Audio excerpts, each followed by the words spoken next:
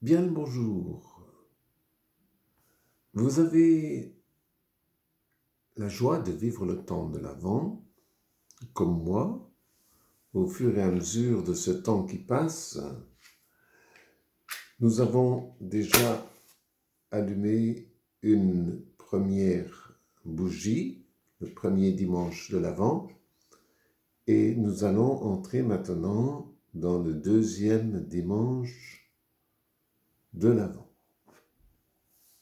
deuxième semaine de l'Avent. L'Avent, c'est ce temps qui nous sépare de Noël, nous le savons, et il représente au fond tout le temps de notre vie, puisqu'il représente ce temps d'attente où nous rencontrerons enfin le Seigneur. Vous allez dire, mais je l'ai déjà rencontré et je le rencontre tous les jours, le Seigneur. Et vous avez raison. C'est pour cela que la lumière brille dans le temps de l'Avent. Parce que le Seigneur, nous le recevons à chaque fois que nous vivons de son amour, à chaque fois que nous rencontrons des frères et sœurs qui sont habités par le Seigneur, à chaque fois que nous descendons au fond de notre cœur pour y découvrir sa demeure, puisque nous savons que le Seigneur vient jusqu'au fond de notre cœur, de notre vie. Et c'est bien cela le temps de Noël auquel nous nous préparons pour prendre conscience de ce grand mystère. Le Seigneur, Dieu, vient habiter le cœur de l'homme, le cœur du Christ, pour commencer, puis le cœur de chaque homme, chaque être humain, chaque femme, chaque enfant. Et c'est pour cela que dans l'évangile que nous allons entendre ce dimanche, Jean-Baptiste dit que le Seigneur, le Messie, celui qui vient, ne baptise pas seulement dans l'eau, comme Jean-Baptiste, pour un baptême de conversion, pour nous purifier, comme lorsque nous lavons le corps. Le baptême lave notre cœur, toutes les aspérités, toutes les tâches de notre cœur. Mais il baptise le Seigneur Jésus, non seulement donc dans l'eau, mais dans l'Esprit Saint. Et il baptise dans l'Esprit Saint pour que nous recevions l'Esprit Saint, c'est-à-dire Dieu lui-même. Et c'est pour cela que nous avons été baptisés par l'Esprit Saint. L'Esprit Saint, donc, c'est celui qui nous permet la rencontre avec le Seigneur, puisqu'il nous donne le souffle, la flamme de la Pentecôte, le feu de l'Esprit, et c'est cet Esprit Saint qui nous donne la joie d'être à la hauteur du Seigneur pour le rencontrer. Parce que sinon, nous sommes que poussière, nous ne pourrions jamais rencontrer le Seigneur. C'est grâce à l'Esprit Saint qui vient habiter notre cœur.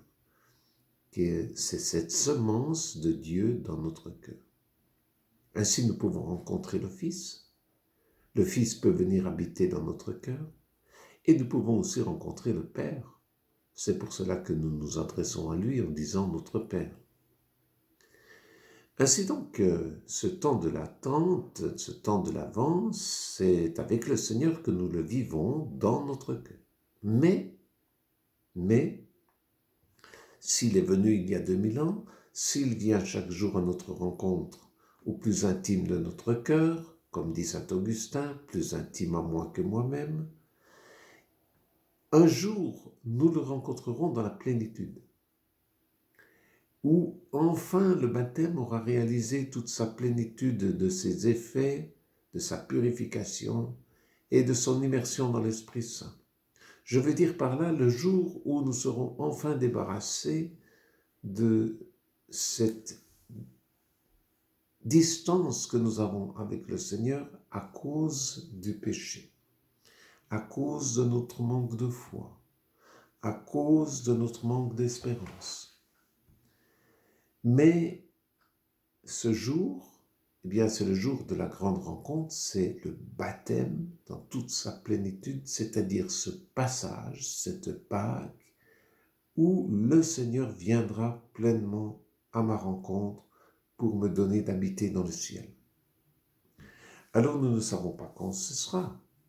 Pour chacun, c'est différent. Et c'est pour cela que ces 4 bougies de l'Avent, symboliquement un mois avant Noël, pour chacun ce temps de l'Avent est différent. Il y en a qui vivent quelques années, il y en a qui vivent plusieurs années, il y en a qui vivent très longtemps. Mais l'essentiel de toute façon de la vie, ce n'est pas tellement le nombre de jours. L'essentiel de la vie, c'est de croire que nous cheminons avec lui pour le rencontrer, pour se réjouir de le rencontrer pleinement. Il y a comme un voile encore qui nous sépare parce que nos yeux sont encore un peu fermés, aveugles, comme dit Jésus parfois dans l'Évangile. Mais ce jour-là, plus aucun voile, plus aucune distance. Nous le verrons tel qu'il est, face à face. Et c'est pour cela que nous allumerons encore 2 autres bougies, pour demander au Seigneur vraiment toujours plus de foi, de lumière, d'espérance, pour vraiment croire qu'un jour, nous pourrons vivre pleinement et pour toujours, cette fois-ci, avec lui, dans la plénitude de sa lumière. Alors c'est ainsi, frères et sœurs, chers amis, que nous voulons vivre ce temps de l'Avent. Mais nous pouvons prier pendant ce temps de l'Avent pour tous ceux et celles qui n'ont pas cette espérance, pour tous ceux et celles qui n'ont pas encore assez de lumière pour croire à cette espérance, pour tous ceux et celles qui portent des souffrances et qui, à travers ces souffrances, ont du mal de croire à cette espérance.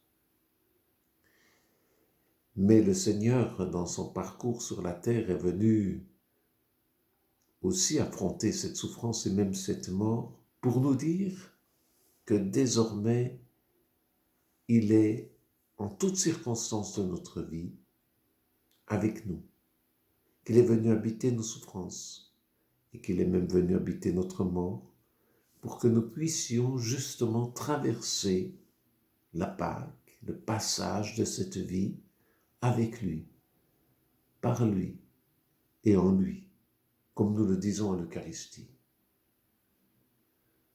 Alors je vous souhaite une bonne suite de ce temps de l'Avent.